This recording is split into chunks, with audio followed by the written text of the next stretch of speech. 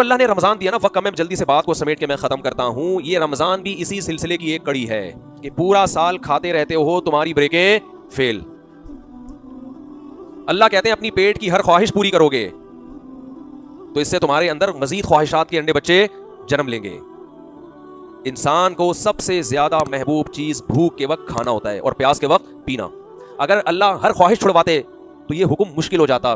اللہ نے حکم دیا کہ خواہشات پہ کنٹرول کرنا سیکھو گے، خواہشات کا دائرہ محدود کرو گے تو تمہارے دلوں میں سکون پیدا ہوگا. جن لوگوں کی ہر خواہش پوری ہوتی ہے نا، ان میں خواہش کبھی پوری نہ ہو تو برداشت کی قوت رہتی نہیں ہے، اس سے وہ اسٹریس میں ڈپریشن میں جاتے ہیں.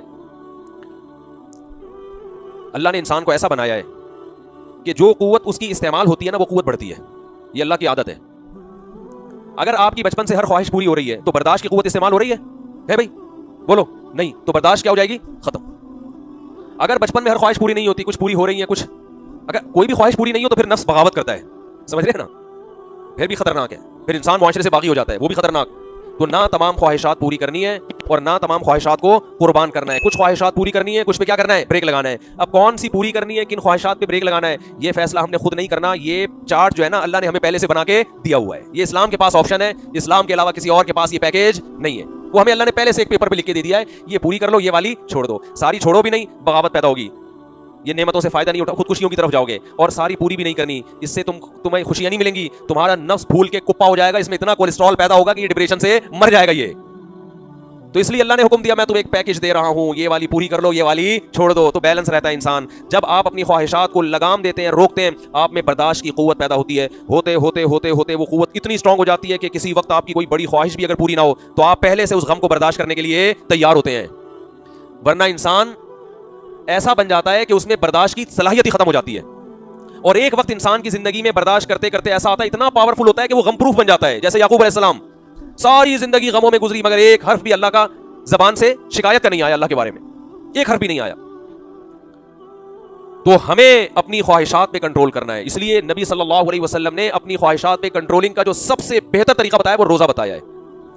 الصوم جنہ، فرمایا روزہ ڈھال ہے، روکتا ہے آپ کو. میں لوگوں سے کہتا ہوں جن سے گناہ نہیں چھوٹ رہے، روزے رکھنے کا اپنے آپ کو عادی بناؤ، دیکھو کیسے گناہ نہیں چھوٹیں گے. ہر وقت کھاتا ہے، ہر وقت زبان کی لذت ہے. دیکھو نا صبح ناشتہ کر کے نکلیں گے آفس میں جا کے، پھر چائے، پھر 2 بسکٹ، پھر 1 گھنٹے بعد ان کو کچھ چاہیے. کوئی نسوار ڈال رہا ہے، کوئی پان رکھ رہا ہے، کوئی سونف کھا رہا ہے. ابے تمیز سے بیٹھ جاؤ تھوڑی دیر یار. پھر لنچ کے بعد بھی کولڈ ڈرنک اور چائے، پھر اس کے بعد پھر شام کو کچھ چاہیے، ان کو سموسے بھی چاہیے اس کے ساتھ. پھر بہت دیر سے کچھ کھایا نہیں، 1 بسکٹ ہو جائے ہے بھائی. یہ سونف رکھی ہوئی ہوتی ہے، وہ تھوڑا سا زبان کا ٹیسٹ چینج. پھر رات کو کھانا، پھر سونے سے پہلے ڈاکٹر حکیم نے کچھ بتایا یہ کھا کے سو. یہ تو شکر ہے رات کو آنکھ نہیں کھلتی، ورنہ پھر اٹھ کے کچھ کھائیں گے. تو جو خواہشات کا اتنا غلام بن چکا ہو، جس کم بخت سے 4-5 گھنٹے صبر نہ ہوتا ہو، وہ شریعت پہ کیسے چلے گا؟ وہ حقوق اپنے اور اللہ کے اور مخلوق کے حقوق ادا کرنے کے لیے یہ ضروری ہے کہ آپ اپنی خواہشات کو کنٹرول کرنا، بلکہ اپنے حقوق ادا کرنے کے لیے بھی ضروری ہے. اپنے حقوق کیا ہے؟ اپنی صحت بنانا. اس میں بھی جب تک آپ کی کنٹرولنگ پاور نہیں ہوگی مضبوط، اس وقت تک آپ اپنی صحت کو بھی مینٹین نہیں رکھ سکتے. ہمارے ایک دوست ایک ورکشاپ کرواتے تھے، بڑی اچھی مثال انہوں نے دی. ایک صاحب کی انہوں نے اس پہ LED پہ تصویر دکھائی، اتنے موٹے نا کپا. ان کو کسی کمپنی میں جاب لگ گئی، بڑی اچھی مینجمنٹ کی. بڑے خوش آ کے اپنے ابا کو بتایا کہ ابا میں اتنے لوگوں کو اب سنبھالوں گا نا. سعودی عرب میں تھے وہ، میں بڑی اچھی جاب لگی اور اتنے لوگوں کو میں سنبھالوں گا. اس کے ابا نے بولا تو اپنے منہ کو تو سنبھال نہیں سکتے، لوگوں کو کہاں سے سنبھالے؟ یہ منہ دیکھ تیرا کہاں جا رہا ہے. بالکل صحیح کہا کہ بھائی تو اپنے منہ کو نہیں سنبھال سکتا، اپنی توند کو نہیں سنبھال سکتا، تو ہزاروں لوگوں کو کہاں سے سنبھالے گا؟ وہ دل پہ لے گئے. بعض دفعہ ابا کی نصیحت بیٹوں پہ اثر کر جاتی ہے، ورنہ عام طور پر ابا سے زیادہ فضول معذرت کے ساتھ بچوں کے لیے گھر میں کوئی شخصیت ہوتی نہیں ہے. بچوں کا خیال ہوتا ہے یہ کما کے کھلانے کی مشین ہے اور خان سامہ معذرت کے ساتھ ہم نے گھر میں پالا ہوا ہے، ٹھیک ہے نا، جس کا کام ہے ہمیں چیزیں لا کے دینا، گیس بجلی کا بل دینا. چلتی بلتی آج کل ابا کی مارکیٹ میں بالکل بھی نہیں ہے، جو نئی نسل کی جو رپورٹیں ہمارے سامنے آ رہی.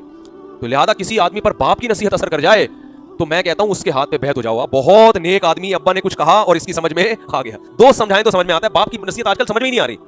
حالانکہ سب سے زیادہ تو احسان اس کے ہیں بھائی، تجربہ اس کا ہے.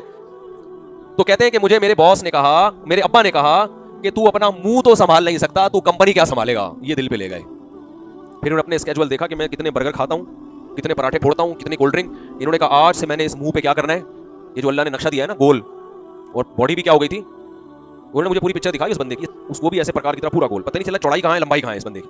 یوں کھڑا کر دو، کھوپڑی اٹھا کے یہاں فٹ کر دو تو بھی ٹھیک ہے، جس طرف سے دیکھو ٹوٹل سے بھی زیادہ ٹھیک ہے. تو خیر انہوں نے پھر ایکسرسائز شروع کی، کھانے پینے پہ کیا کیا؟ کنٹرول. پراٹھے مراٹھے چھوڑ دی، کنٹرول کیا کھانے پہ. اور اللہ کی قدرت کے 1 سال کے اندر آدھے سے زیادہ مارکیٹ سے وہ شارٹ ہو گئے. لوگ کہہ رہے باقی کہاں ہیں, لیکن اس کا فائدہ یہ ہوا ڈاکٹروں نے کہا کہ 10 سال شوگر کو آپ نے آگے دھکیل دیا ہے, آپ کو شوگر ہونے والی تھی, چشمہ اتر گیا, اتنے موٹے چشمے لگے ہوئے تھے, چشمہ اتر گیا, صحت خاندانی ہو گئی.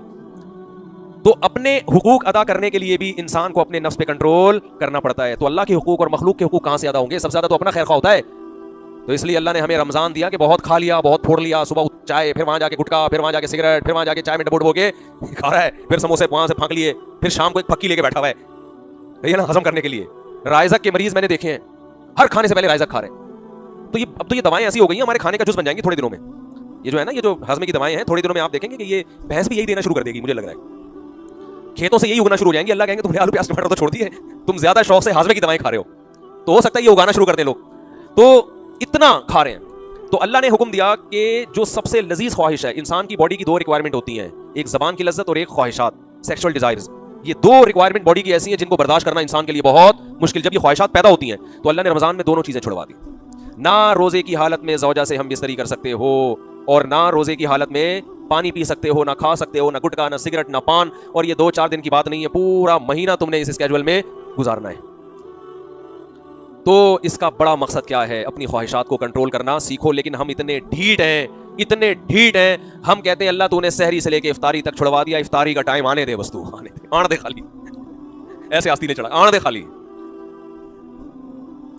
اور جو پورا مہینہ روزہ رکھوایا چاند نظر آنے دے.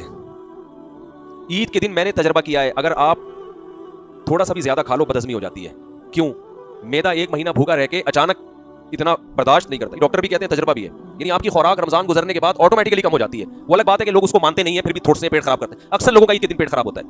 حالانکہ گاڈ نے آپ کو, اللہ نے آپ کو ایک گفٹ دیا کہ اب آپ کا میدا سکڑ گیا ہے, اب تھوڑے میں پیٹ بھر جائے گا. ہم کہتے نہیں, میں نے جو رمضان سے پہلے جتنے کھایا تھا نا میں اتنا ہی کھاؤں گا. تو ہم ڈھیٹ ہیں بھائی. ہم کیا ہیں؟ اچھا میں بس ختم کروں. تو یہ ہم ڈھیٹ ہیں, یہ ہمارا قصور ہے, یہ رمضان کا قصور نہیں ہے. تو رمضان میں گناہ بھی چھوڑنے ہیں, کیونکہ نبی نے فرمایا جس نے بھوکا پیاسا رکھ کے بھی گناہ نہیں چھوڑے تو اللہ کو اس کے بھوکا پیاسا رہنے کی کوئی ضرورت نہیں ہے. تو اصل تو یہ ہے کہ جب بڑی خواہش کو چھوڑو گے تو چھوٹی موٹی خواہشیں چھوڑنا آسان ہو جائے. تو اصل مقصد ہے کہ آپ کی روحانی تربیت ہو اور آپ سے گناہ چھوٹ جائے. آپ یہ سوچو کہ جو رزق حلال تھا وہ حرام ہو گیا, تو جو پورے سال حرام تھا وہ تو اور زیادہ حرام. بدنظری پورے سال حرام, رشوت لینا پورے سال حرام, نماز چھوڑنا پورے سال حرام, داڑھی کاٹنا پورے سال حرام, اور زنا کرنا پورے سال حرام. تو جو حرام ہمیشہ سے ہے وہ تو اور زیادہ برا ہے کہ نہیں ہے. لیکن فلم دیکھ رہے ہیں ہم روزہ گزارنے کے لیے. میں نے ایسے لوگ بھی دیکھے کہ روزہ نہیں گزر رہا تو فلم دیکھنے بیٹھ گئے. تو یہ کیا ہوا بھائی؟ اللہ تعالیٰ سے دعا ہے کہ رمضان کو اللہ ہمارے حق میں حقیقی طور پر رمضان بنا.